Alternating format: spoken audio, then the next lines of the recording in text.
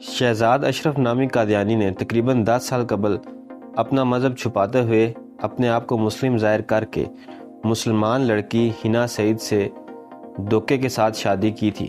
شادی کے کچھ سال بعد شہزاد اشرف قادیانی نے حنا سعید پر بھی قادیانی ہونے کے لیے شدید دباؤ ڈالا اور جبری طور پر مذہب تبدیل کروانے کی کوشش کی۔ حنا سعید کے مسلسل انکار پر شہزاد اشرف قادیانی نے سنگین نتائج کی دھمکیاں دینے کے علاوہ حنا سعید کی نازیبا تصاویر بھی سوشل میڈیا پر وائرل کر دیں۔ اس واقعے کے بعد حنا سعید کی طرف سے شہزاد اشرف قادیانی کے خلاف تھانہ سائبر کرائم میں درخواست دائر کی گئی، جس پر کارروائی کرتے ہوئے شہزاد اشرف پر FIR درج کر کے اسے گرفتار کر لیا گیا۔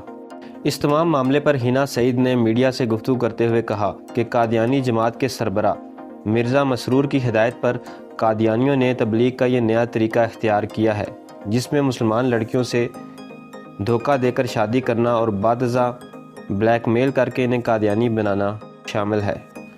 حنا سعید نے کہا کہ مسلمان لڑکیوں کو قادیانی کے اس جال سے بچانے کے لیے قادیانیوں کے شناختی کارڈ میں واضح طور پر قادیانی لکھا جائے تاکہ آئندہ کسی مسلمان لڑکی کی زندگی تباہ نہ ہو سکے۔